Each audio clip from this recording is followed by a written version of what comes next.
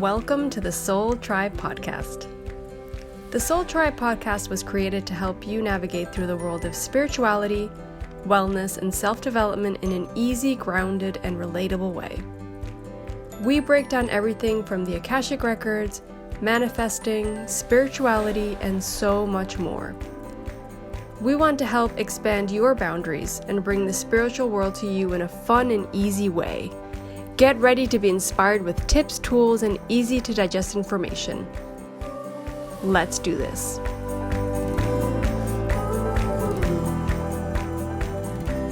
Welcome back to the Soul Tribe Podcast, everyone. I'm Lorena, your host, and today we have a really interesting episode with Patricia. She speaks all about the astrological energy for 2022. And it ties in really nicely with the Akashic Records 2022 podcast that we did. So all of the predictions and all that energy that we saw coming for next year. It's insane how a lot of the things tie in together, and she somehow mentions all these things also in her own way with the astrological kind of that terminology and energy. And we really enjoyed having her on. We really enjoyed talking to her. She goes into just like general information about 2022 astrology and really kind of breaks it down for everybody in a really nice way. So if you are interested in astrology, this is a really good episode. She explains some things. She explains planets and certain alignments, and she talks a little bit about the eclipse that we had this weekend as well. Of course, we come out on a Monday, so it was a little bit difficult to put this episode up before then. But I find it really interesting also for anybody that's interested in like just eclipse energy and what that means. She goes into that a little bit.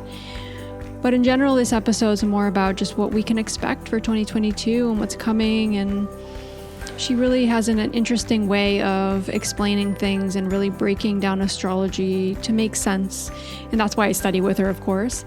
She does courses in English and in Spanish. So if you are interested, make sure that you check the show notes. All of her information will be there.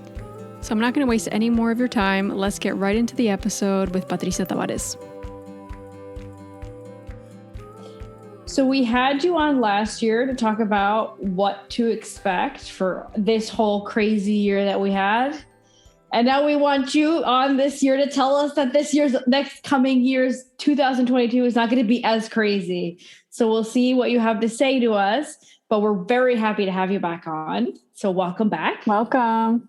Thank you. Thank you for inviting me again. I'm so happy to see you again, guys, and have the chance to share some good news for 2022, but still some more challenges, but part of the path of evolution, I guess. Exactly. So, yeah. So what do you Good. see for, maybe you could just do a general, I don't know, however you want to start. But just to let everybody know, we're going to be talking about just the energies, the astrological kind of alignments and everything coming for 2022. She's going to give us kind of like a general, it's going to be too hard to get everything in one episode. So we're going to try to have her on a couple times this year so she can give us more information. But yeah, whatever you think, whatever you want to start with, I'm excited. Great. So let's get started then. As you said, I'm going to give you a sort of general overview of what we should expect for the coming year. But it's important to also consider where we come from. So it's important to look back again to this 2020 episode in our life story and everyone's life story, because definitely 2020 marked and a sort of an important before and after cycle for human beings in general and the world as a whole. And when we spoke about that cycle, the beginning of that cycle, we talked a lot about the protagonistic energy at that time, which was the presence of three kind of very significant planets in Capricorn, right? Remember, we spoke about Pluto and Saturn and Jupiter aligning together in a very kind of dramatic conjunction. And what that meant, I don't need to explain too much because we actually lived through it all, so we know what it meant. But basically, when we talk about Capricorn energy, we should think mainly of whatever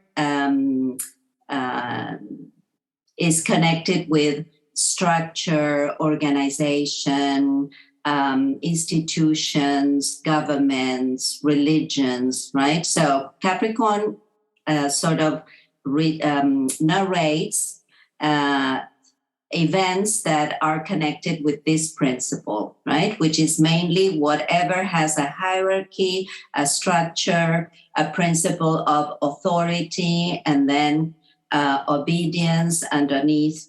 And what happened with especially Pluto in Capricorn, which was nothing new because Pluto entered Capricorn in 2008. So at that time, already the process of deconstructing certain structures started. The thing is that when Saturn, which is actually the planet that rules Capricorn, met with Pluto in Capricorn, then the big show started. And Saturn said, time to really consider what has completed a cycle, has no more chances of kind of giving birth to anything creative or lively or positive. So in a way, it's as if Saturn had asked Pluto, please help me purge whatever energy is part of these organizations, institutions, economic models, or political ideas that have no present validity anymore. So help me clean away or purge anything that is no longer positive in our life. So the deconstruction process started. Many towers collapsed and many models ceased to exist. And so in came Jupiter in Capricorn also, saying, okay, we need to find new ways of growing, new ways of opening gates for new paths, and also giving us the chance to understand that whenever a cycle comes to an end, new doors open. And Jupiter is also a master energy that allows us to believe, to trust. But of course, when the three came together as one, it was actually the end of a very, very, very long cycle, and therefore the beginning of something new. And as it always happens, when something new starts, we are filled with uncertainties, fears, and doubts because there's a nothingness there that we need to fill in. So 2021 was the year when, after this big fall and big collapse, we started sort of putting pieces together again somehow. But you know, when a tower falls down, there are bricks that we can recover and say, yeah, this brick, I can still use it. But there are many more that will be smashed into smithereens, and we need to find new ways of building this model again. So 2021 was this year of all these challenges of trying to put ourselves together again and see the world with new eyes, right? But of course, with very few answers, so to speak, right? Because, you know, it's, again, I don't think I need to go into that because every one of us in some way or another went through experiences of loss or discouragement. Do you say discouragement in English? A period of kind of great uncertainty and not knowing exactly what decisions to make, which way to go. Think even of a very, I don't know if to call it basic, but something that we all had to make decisions about: vaccines. Should we accept this new kind of medicine without having so much knowledge or experience, right? So as with that, many other choices to be made, where to live, whether to continue working the way I was working, whether to live in the city versus being in contact with nature. So many big decisions to make. That is 2021 and still is. And the protagonist figure or the protagonist planets in 2021 have been and still are Pluto, Saturn and Uranus. And they have been forming during the whole 2021, but especially in March, June, and again now in December, a connection which we call in astrology a square. And whenever two planets meet in this way, in a square mode, there is always conflict, there is always tension. And what the struggle between the two planets is all about who is stronger, who wins over whom. And we, of course, are part of that struggle. And it is actually us who have to take action. Whenever two planets are in a square connection, this tension triggers some sort of action, right? But the problem with, in this case, Saturn and Uranus meeting in this way is that Saturn, again, I mentioned it before, speaks about the past, speaks about models that we know. It speaks about hierarchies, experience, whatever comes from the past and has a solid shape and form.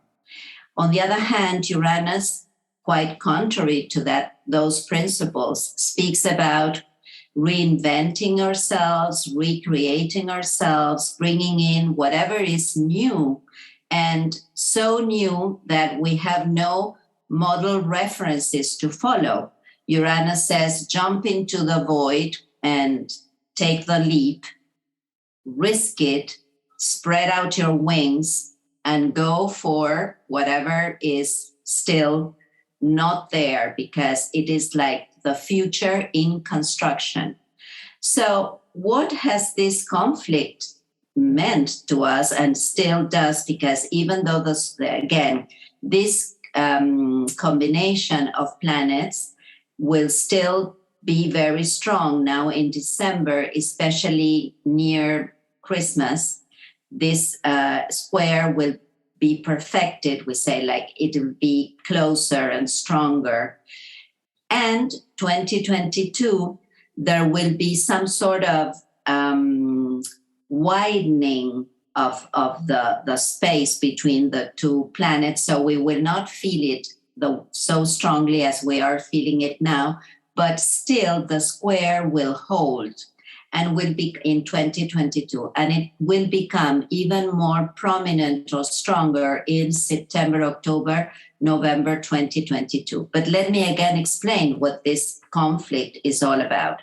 It is mainly we are torn between deciding to hold on to the known, to the past, to whatever we have built upon and we are sure about, whatever we feel is our kind of pillar against which we can find support. So that is Saturn.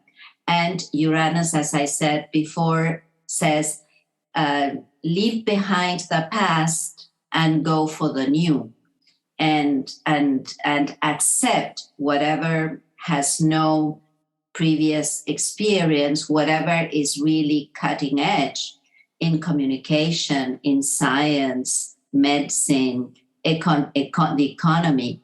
Everything that is coming is about the new world, which has been spoken about a lot. But what is the new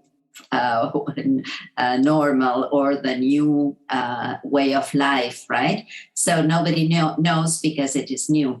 So what we are kind of struggling with is whether we should let go of everything we have built upon so far, or whether we should brace ourselves for the new future in a way without knowing exactly what is coming, right? So quite a challenge, girls. How do you feel about this?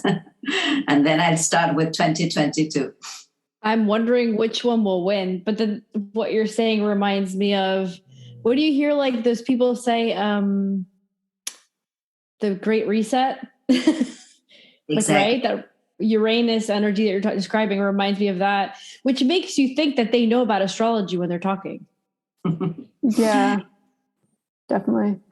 Actually, we speak all the time as above, so below. So whatever is happening and is narrated in our reality on Earth is a reflection of what the stars are saying or revealing, right? So that's why it's so interesting to listen and look at the stars and prepare ourselves, right? And with their guidance, right?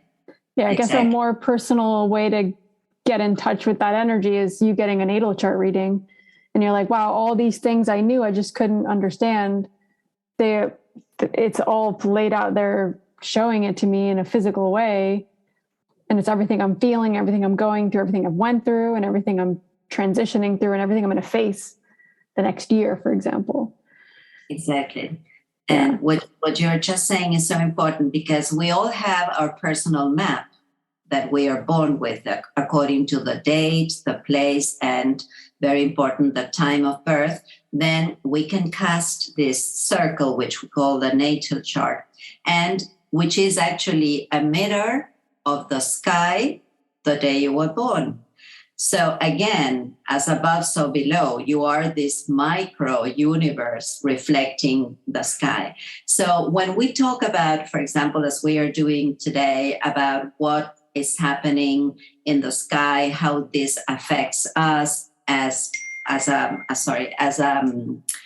a planet, and but also at a personal level, the ideal thing is to look at your map and see the GPS for your personal territory. That's why what we are talking about today are sort of general guidelines, which I think is important to start with that. But then if you're more interested in knowing how this affects you, it's important that you should take a look at both your map and the incidence or impact of the sky on that reality, right?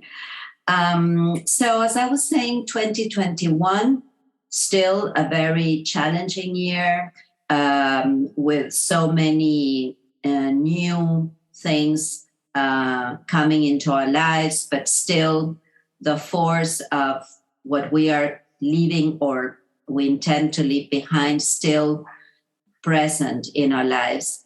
Well, this is how we will start 2022. And I would like to mention first, still in this year, the next eclipse that we are having on December the 4th.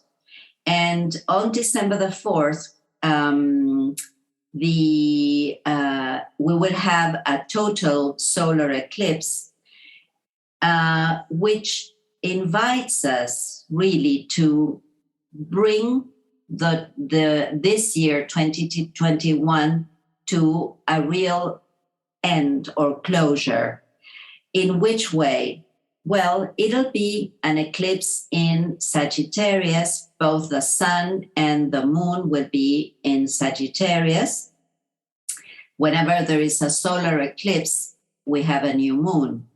And that already is very revealing of the message, because a new moon speaks of a seed for a new cycle. We are ready to plant something which is new and which will actually be more visible 6 months ahead or later, right? So if we become really conscious of what we will go through these last days of the years with the eclipse included, understand that we are planting this new seed. But in order to get the results of this seed, the sun during the eclipse comes to complete darkness. The sun, because of the alignment with the earth, becomes a black spot, so to speak.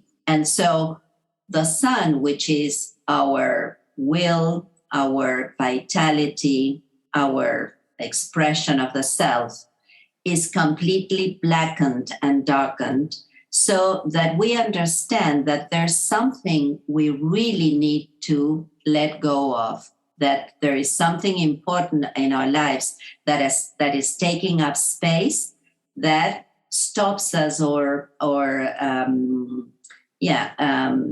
stops us from actually allowing ourselves like a new day, a new bright day. So the sun needs to somehow or other be turned off, so that we go into some sort of deep introspection. In this case, because the eclipse is in the axis of Sagittarius Gemini, I will not go into technical information here, but whenever there are eclipses, there is a very close connection with the nodes, the lunar nodes, right? So still the North Node in Gemini and the South Node in Sagittarius, where the eclipse will take place, is inviting us to let go of whatever was where our previous directions, intentions, beliefs. Sagittarius usually speaks about, I believe in that, I go for it, I don't question it, I just trust, right? So we just turn on the ignition and go for it.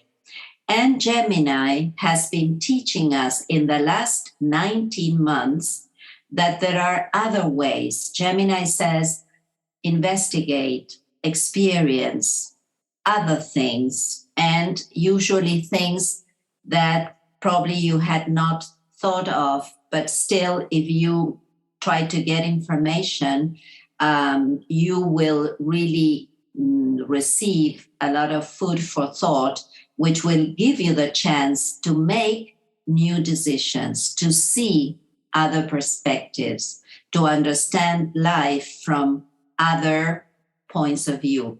Because Gemini says precisely, don't stay focused on just one direction. Don't be blinded by that unique light. Just look around, see what other people think, what other people are saying. You know, you very well know that since the beginning of 2020 and the whole of 2021, with this lunar nodes axis, we have been studying a lot, reading a lot, teaching a lot, doing a lot of readings for our clients, and at the same time investigating and trying to get more and more information. Well, this is what the lunar node, the North node, has invited us to do with Gemini, whereas the South node in Sagittarius, whatever sign is in the South node, goes through a process of, again, draining, letting go of, right? And understanding that it has completed a process, a cycle, and now we have to give way to other things, right? So for the last 19 months with this node axis, we have been invited to do that. To just don't think that there's only one master, there's only one teacher, there's only one religion, or there's only one point of view in your life, and try to experiment with a variety of things, right? So this solar eclipse, again, in this axis, and the last one that we will have in this axis, because that is also what is coming 2022, the new axis for new lunar nodes that I will talk about in a minute. So we end the year having to really understand that if we want to find this new direction in our life with all that we have gone through, we need to really trust and believe that there will be new things coming and new ways of doing things, but with this new point of view as well, right? I mean, the experiences of 2020, 2021 should have left with us the idea that I have to rethink myself and also think differently, because we do not know. That we know that we no longer know, that there are no more certainties, right? That we have to be ready for whatever the universe surprises us with. And that is Uranus saying, I will still surprise you with things that you cannot even imagine, right? But probably now we know that we have to be ready for whatever maybe we are not ready for. So those surprises, that could be good or it could be bad. Well, depends on how you feel about those new things. But I understand you're asking me about what about the virus? What about, I don't know, the economy? What about resources? Well, there's more coming that will surprise us probably in an uncomfortable way. Because, when you learn something, you don't really know until time passes and you gain more experience. So we are still learning as human beings with these new ways or new approaches in life. We are still at the very, very beginning of it all. It has just started. So it will take time for us as human beings to understand these new trends. Actually, if I go by one of the cycles, this union of Jupiter and Saturn at the beginning of 2021, suggesting a new period that will develop throughout 200 years, when Jupiter and Saturn met the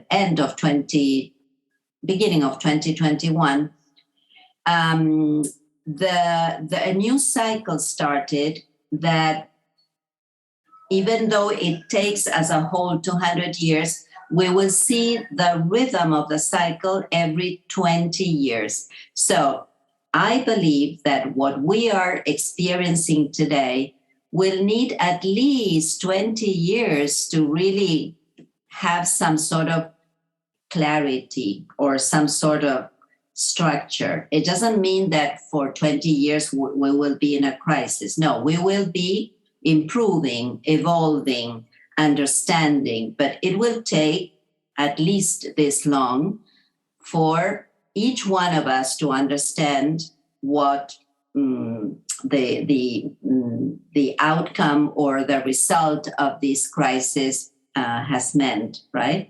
So would that be like the lessons, maybe even like what lessons we learned through this time, to kind of like the hindsight of it all, right?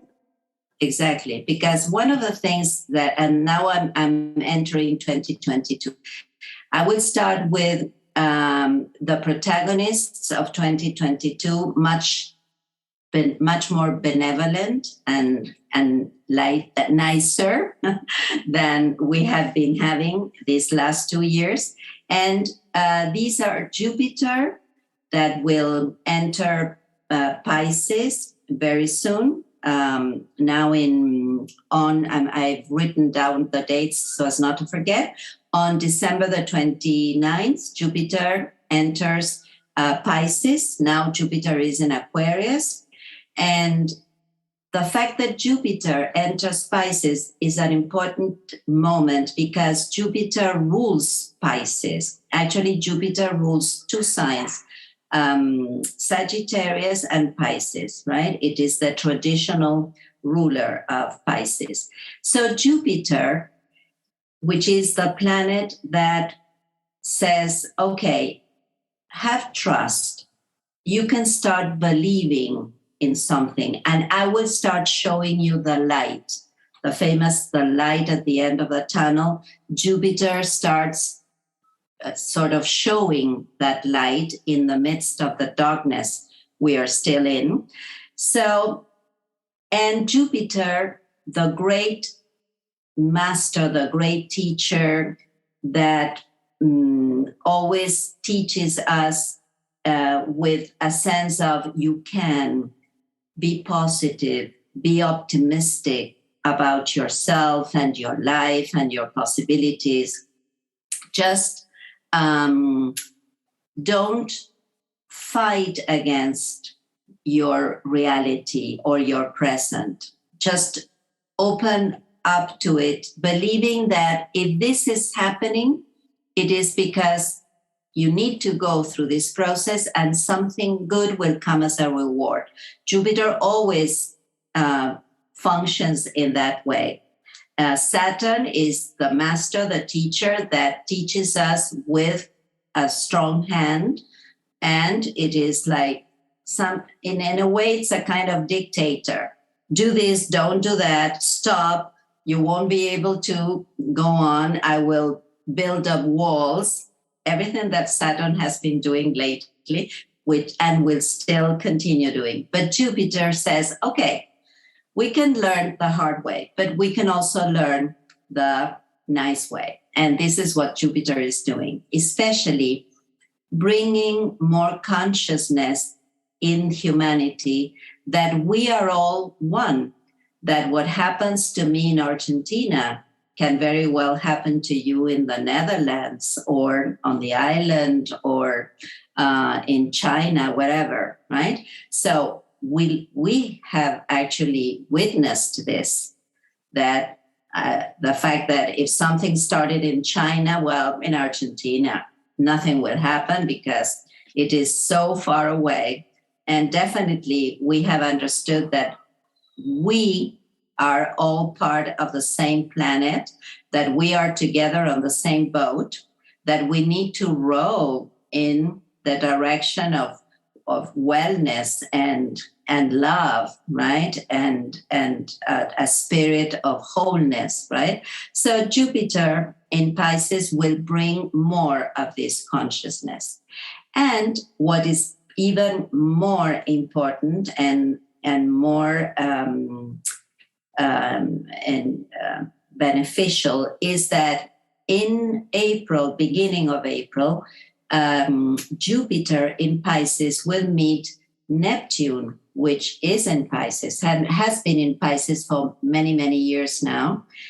Fortunately, because Neptune is in Pisces, it has given us, many of us, this sense of, okay, for many of us, spirituality has become the real, I don't know what word to put here, but it's the real path. Like savior. Savior, thank you. Thank you so much. So, and because, again, Neptune in Pisces is in a sign where it can express itself the best way. And teaching us empathy, compassion, universal love. It is like the womb of the great mother. That is Neptune, and that is Neptune in Pisces.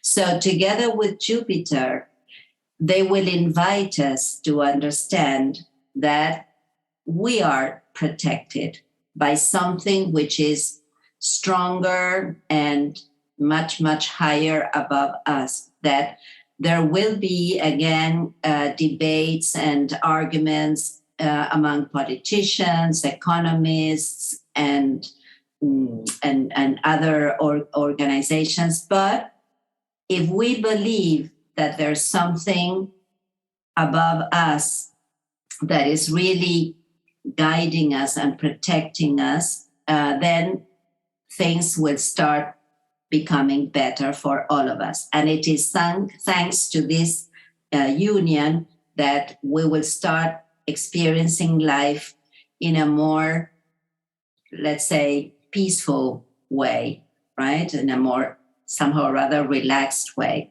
That sounds promising. It is very promising.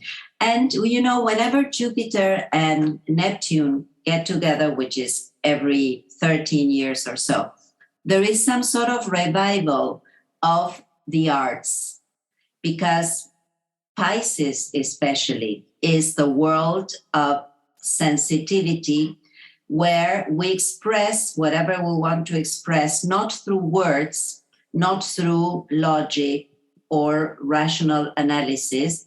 It is through reaching the sensitivity of others. So in come musicians, composers, painters, and all the artistic world will start becoming also more prominent as the means of not only healing us, because the art is therapeutical, but also as a means or a way of sending messages. So we have to be open to whatever messages we receive from these sensitive worlds, the world of art, the world of spirituality, the world of these deep connections with the soul. So this is the language we need to really start listening to, because there will be many encrypted messages there through, in movies also. Let's be open to being kind of exposed to movies that will show realities which are complete science fiction. I'm not too sure they will be science fiction reality. There will be a lot there for us to be even more open to accept that reality, because it comes to these sensitive means. That's why the arts in all forms and expressions will be the way to really heal and, on the other hand, learn or understand or get some sort of insights. Together with this union between Jupiter and Neptune, Jupiter, just between parentheses, will at one point start speeding up, and it will enter Aries actually very soon in the year, around May, beginning around the 10th, 11th of May. Jupiter will enter Aries, which is good because it will call for action. That is, now that you have this possibility of seeing the light and having more hope and understanding that there's still a lot we can do to really grow out of these crises that we are still in. So Jupiter in Aries will teach us to then do something. And this doing something is don't be afraid to start a project, an enterprise, a plan, studies, a relationship. It's like giving us again some sort of oil to get the engine started.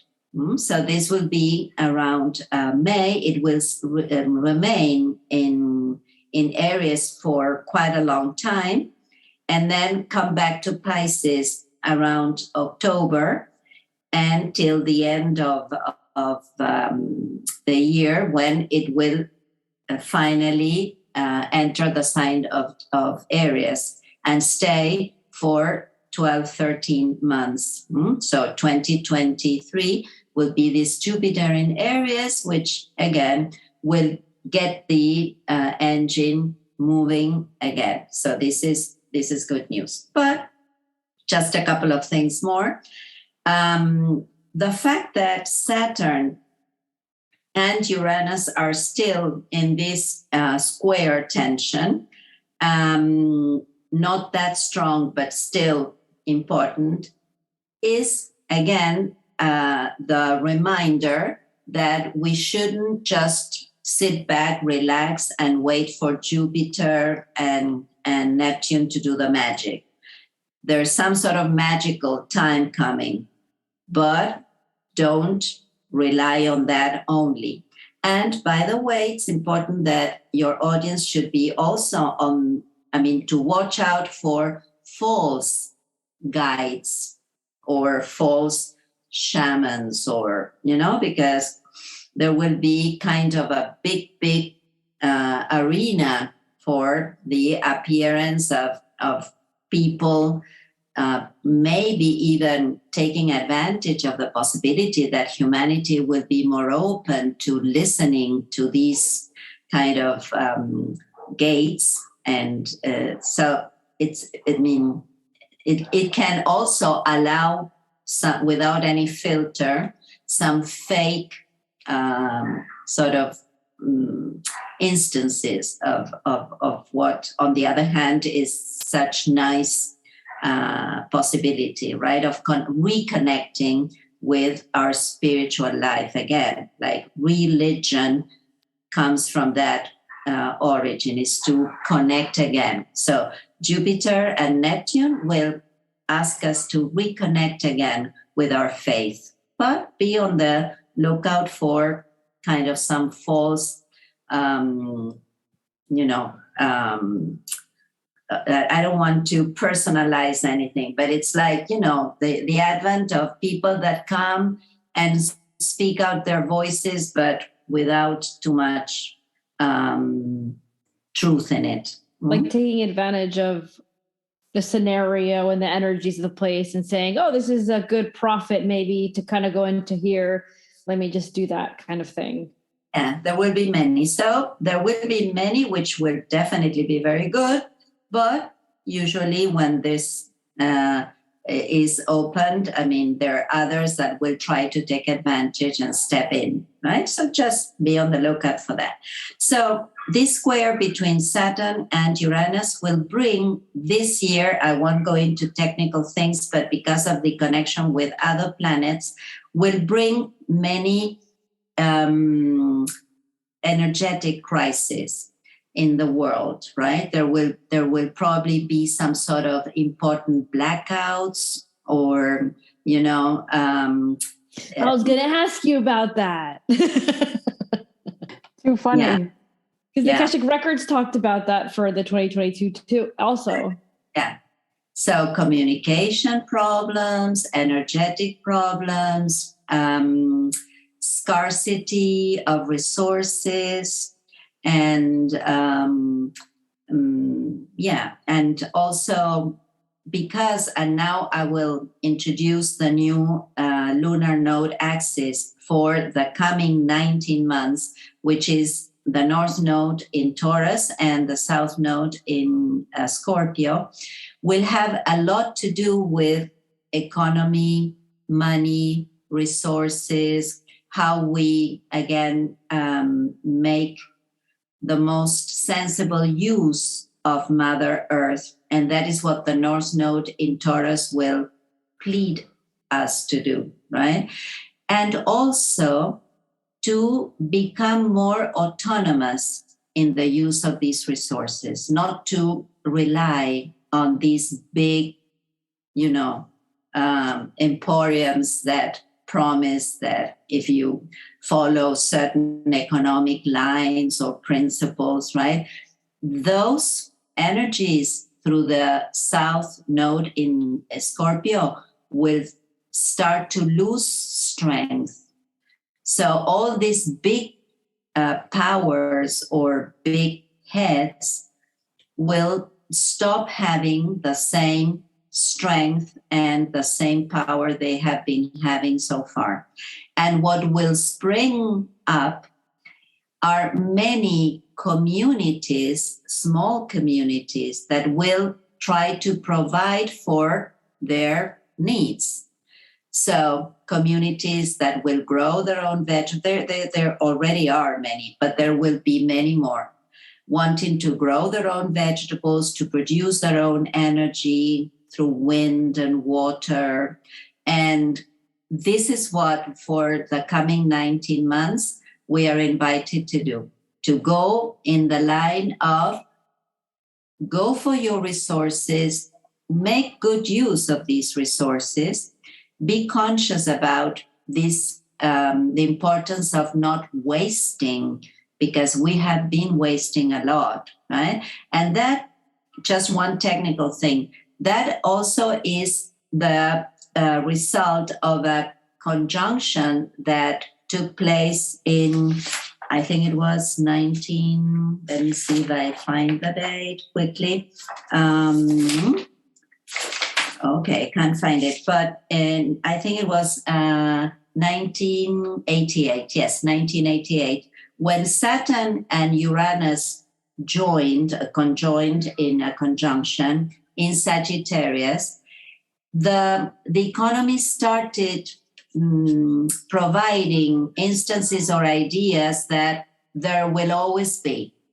Just use this today and throw it away tomorrow. Disposable everything, right? And there's abundance. There's no end to it. So let's party. Now, the closing square of Saturn to that Uranus is saying, look, if we don't set up limits, we will be left with nothing, right? So that's why there is also this tension between these two planets saying, reconsider, rethink what you have been doing. And the North Node in Taurus will place like a big, big light and focus on be careful with what you have. Enjoy it. Also, Taurus, I'm a Taurus, you're a Taurus, Lorena, so we know it's important to really enjoy what we have, even the material world that we are, material things that we are surrounded by, but give it the right value also, because Taurus invites us to start with a new set of values. Does this really value that much? Is it really worth it to you? Shouldn't you be thinking of other things that maybe will provide you with a better quality life, with a better,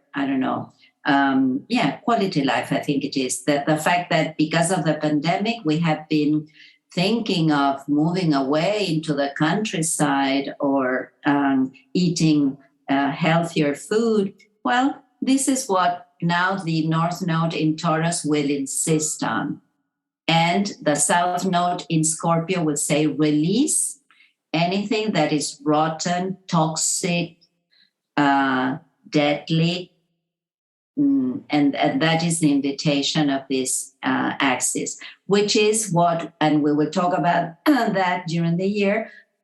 This axis will be the protagonist of the coming eclipses that we will have in 2022. There will be 4 eclipses.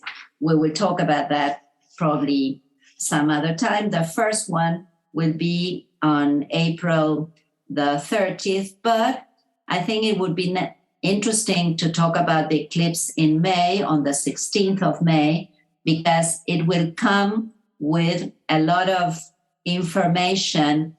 And there will be probably a very big crisis at the time, especially energetic, economic, right? Connected with money. And so, but I think it's a lot of information. So I don't know if you have any questions or anything I have not spoken about. Actually, with you're talking about, I know we're going deep into 2022, but you said May 16th, there might be like a crisis. Cause I think a lot of people are talking about like a financial crisis, something happening. And, we think about the United States, a lot of people that listen to our podcast are from the United States. And like you're saying, everybody's just giving out money. The government's just like printing money, giving out money. It's like, it's abundant, it's everywhere. And, I don't know, but I have a feeling there is going to be something happening with the financial stuff, the economy next year that we're all going to need to be prepared for. Yeah, exactly. And that is, part these nodes in Taurus and Scorpio, but also interesting that you mentioned the United States, because the United States is having its Pluto return in March, and Pluto will be crossing the ascendant of the United States, and it comes together with Venus in Capricorn, and that has a lot to do with money matters and economic crisis, and like a very difficult wake-up call for the world. But the United States, I think, are going to go through some important moments when they will understand that the United States, as conceived or as it has been dealing with, especially the economy, will need to turn over a new leaf and start making important changes, right?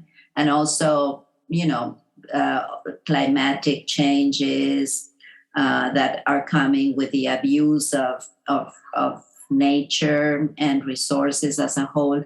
Actually, also the digital money when crypto, when Uranus entered Taurus 2 years ago, or 3 now, it came with the idea that, we need to also kind of make changes to money, even in the sense of there will no longer be kind of material money going around. What the pandemic forced us to do was not, in the beginning, not to touch money. And of course, in the United States, it has been digitalized for a long time now, but everywhere in the world, we were forced to start thinking of money on the cell or through the cell, fingerprints. Well, this digital money is coming. There is still a very big crisis connected with crypto money. 2022, people should be very careful not to go for these investments just yet. Uranus is still very unstable, needing to find kind of more solid grounds to really rely on this kind of currency.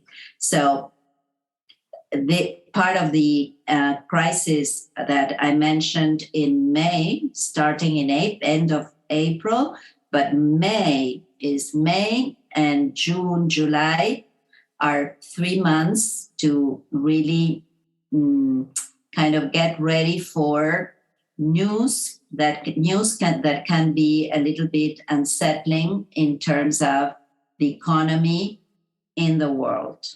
It's almost impossible to prepare for that because, we're going to see, obviously you're saying crypto is probably going to go down in value, right? But then you're also going to have probably the USD and the euro and everything that's going to follow. So it's almost like everything's going to have a value of down here, and let's just deal with it.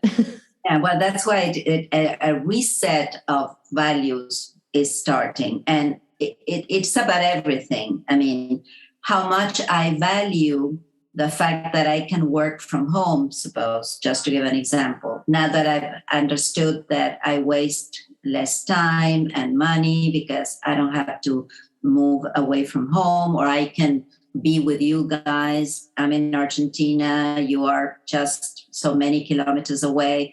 Many of my clients live in Europe, in the United States. So, it's like understanding that everything we valued in a certain way is going through a very important shift. And so maybe I'm just hypothesizing in my mind or thinking out loud now that what you were just saying, Lucia, is that we probably will understand that money that we placed so much attention to and gave so much importance to will stop having the same value. And maybe the fact that someone has in his or her house a little place to grow their own vegetables, have their running water, that is priceless.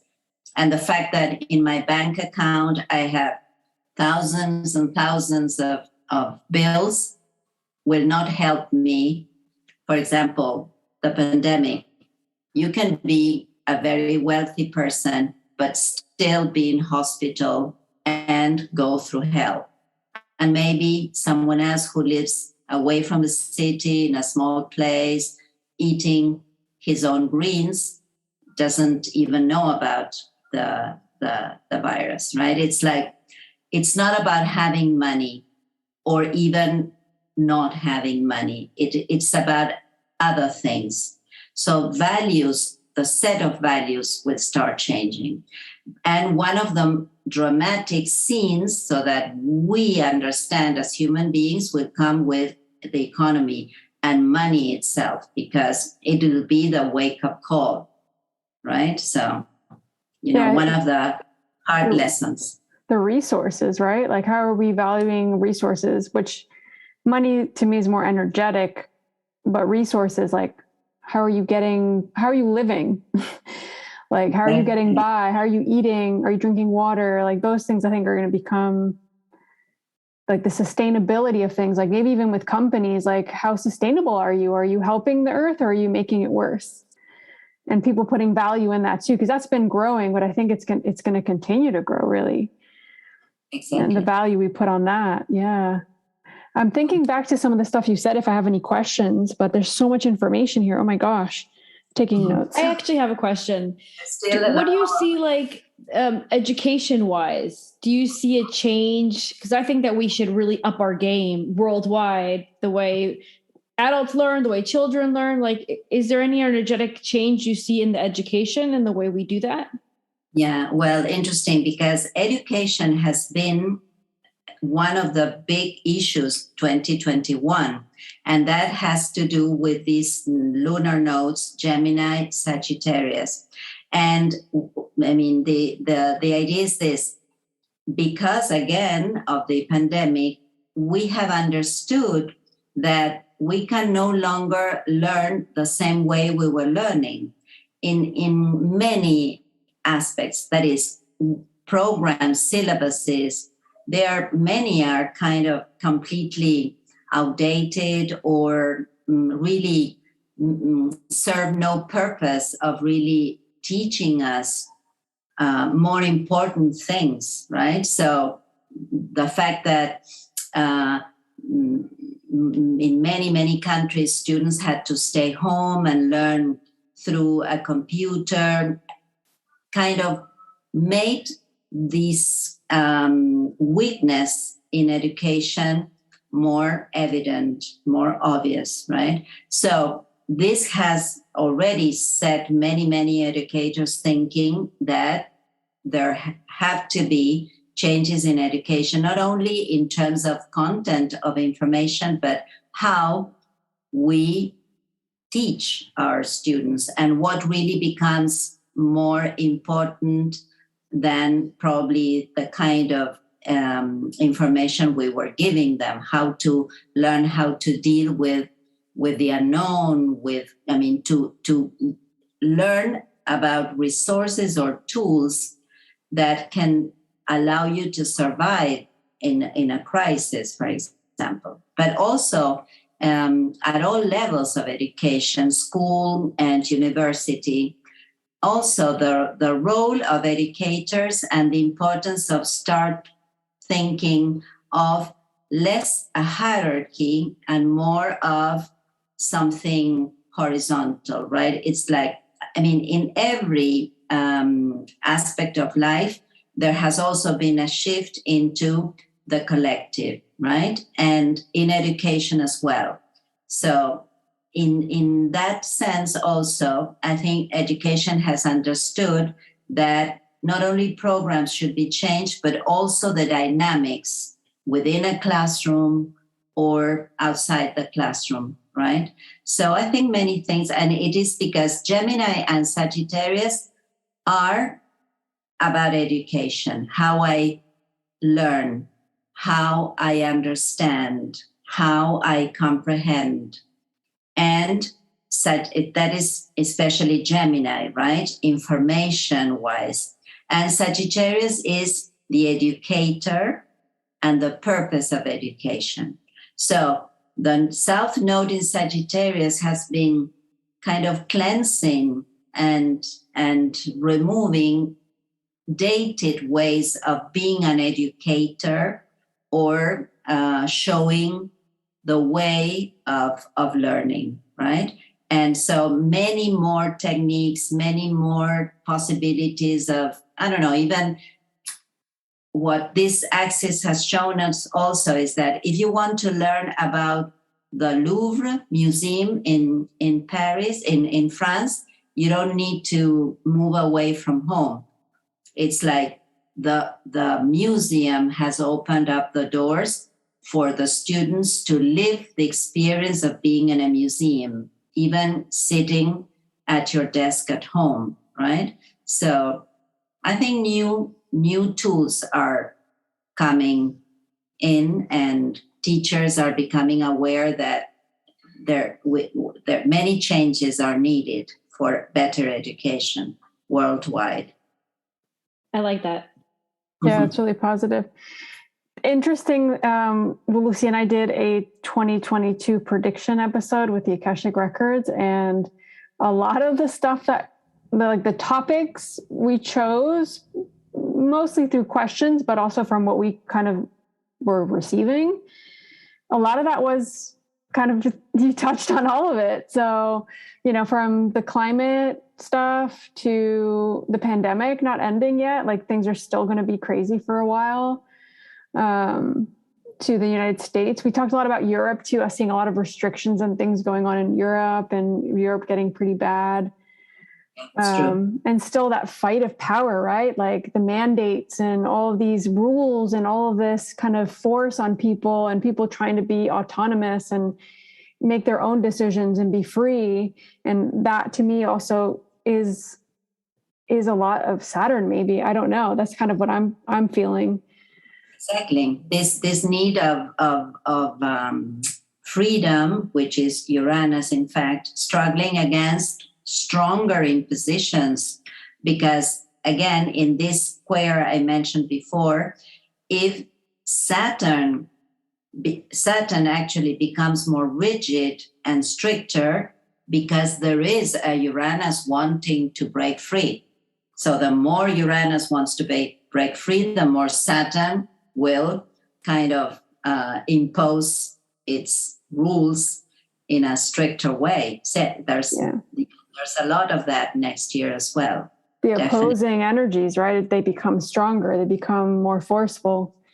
I want to be free. I know you have to do this, right? It's a crazy time we're living in. That's for sure.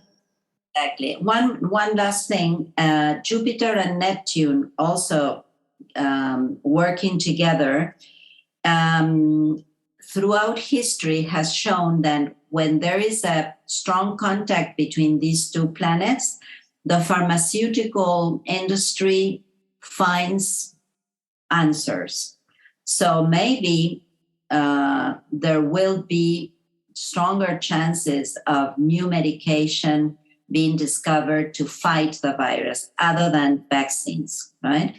And of course, a lot of looking back into the old days and going back to old remedies, right? And through nature. I've already started that. I've been deep diving into old herbal books. I'm going to the past. Like I'm not grabbing the new age herbalism. I've been going way back there, and I'm fascinated. Exactly. And the same will happen with religion, or spirituality.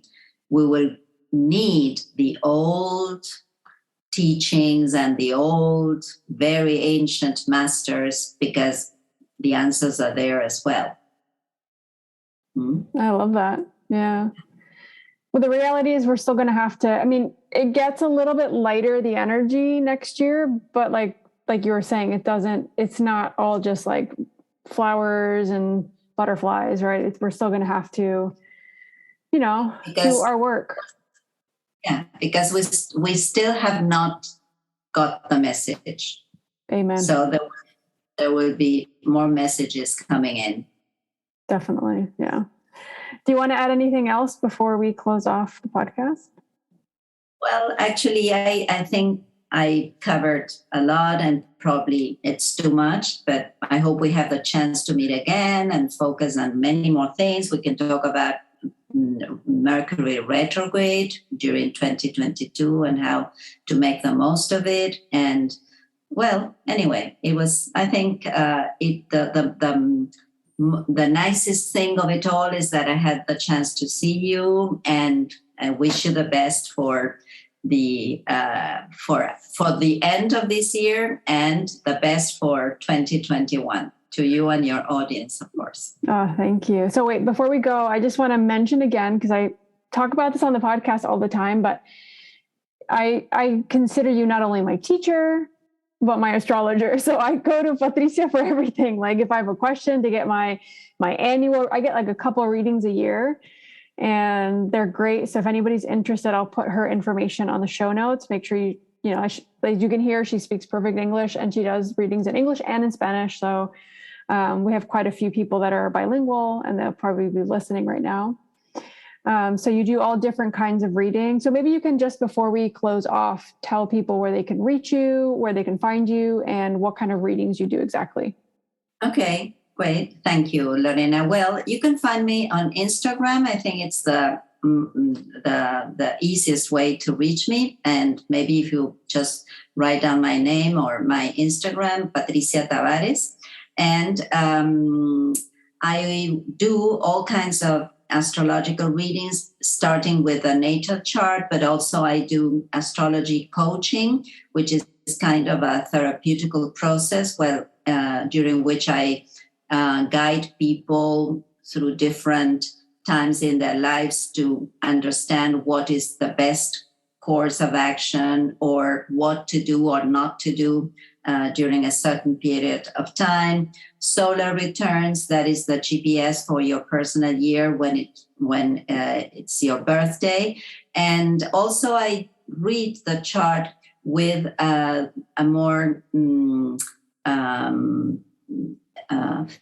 kind of medical view. I mean, it's a word I don't like to use because I'm not a doctor myself, but by reading your map, I can see in terms of health what you need to really pay attention to, or understand why your body sort of produces certain symptoms, because there's something there you need to learn, you need to understand, right? And in connection with that, I also work with biodecoding. I don't know what you call it in English. It's like biodecoding, I think. I don't know, but it's fascinating. It's so common in South America. You don't hear it very much in like North America or Europe, I don't think. Biodecodificación? Yeah, exactly. Biodecoding, I think it's called, yeah. Yeah, probably. So what is that exactly? Maybe you can explain, because it's something new for most people, maybe. Yeah.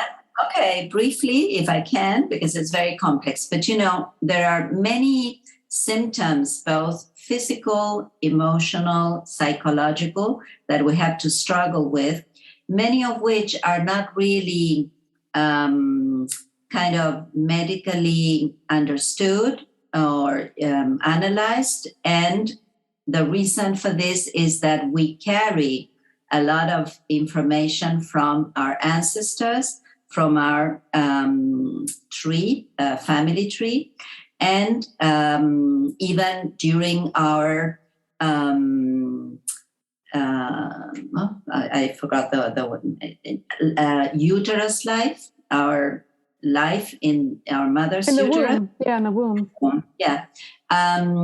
So when a person cannot find answers through traditional medicine, biodecoding can help you find the seed, the source of what then becomes a symptom. So through kind of some sort of visualizations or some sort of hypnotic work, we can go back in time to your different moments in your life, your childhood, the womb, your mother's womb, or even walk your tree and get the answers straight from your ancestors. And through a series of exercises and some sort of, I would say practices or exercises, you can release this energy and overcome your ailments. That's amazing. Wow. It is. I know a few people back in Uruguay that have done it and they loved it. And it's so common. Like, even when you're like, you just want to like feel better about something. Exactly. We'll definitely have to maybe do an episode about that or something, because I think not a lot of people know what that is. It's interesting. We could, I would love to, and probably be more precise about it, or explain through examples how to do it.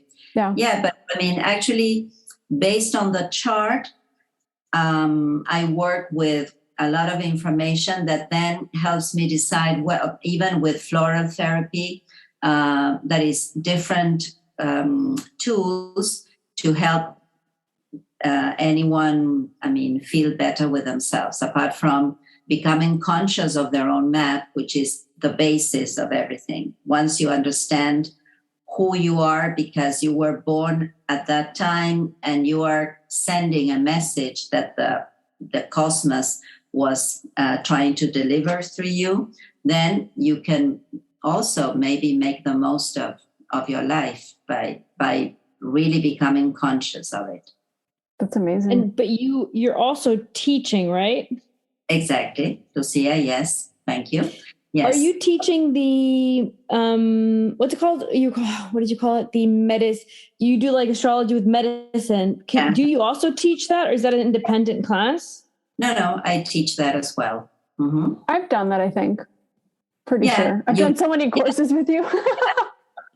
Yes, you have done many of it, because actually I divide it into modules, and so I offer you the chance to focus on certain aspects of the chart. But it's mainly, not all, but most of the modules are for people who have some knowledge of astrology. But with some, you don't need to know that much, because what I do in that case is not to analyze the chart astrologically, but to analyze the chart as an X-ray of your body. So, oh wow, that sounds super interesting. I would love to learn that. You should. It was amazing. Yeah. Okay. So I'll let you know. Let me know. Yeah. Join. So any Spanish I would love to speakers? add that to what I do. I do angelic healing, so I'd love to pinpoint stuff and add it to the things that I do, like you guys do, of course, right? The chart is very revealing, and it saves you a lot of time. Psychologists, they love it when they learn astrology, because they understand that they can get the information even before receiving the client in their office. They already know. I love that. That happens to me. I look at a chart and I already sense which way the reading will go. The questions from the client will be. That's insane and amazing all at the same time. Yeah, it's beautiful. I mean, there's a reason why I'm studying astrology with you, right? Like, the moment I had my reading with you, I was like, this could change people's lives. Like, you need to learn this. Yeah. So, and Lorena, you already can start doing natal charts. I can, but I don't feel confident. You can. You reached a stage of the course where you can, because next year what we will be doing will be the effect of transits into the chart or the solar return. But for natal chart reading, you can start already. It's like I was speaking with Lou. It's like, it's a whole new, it's like learning a new language. It's just the way you speak and the way you transmit the information, you communicate it. It's like you have to learn that language before you can become fluent.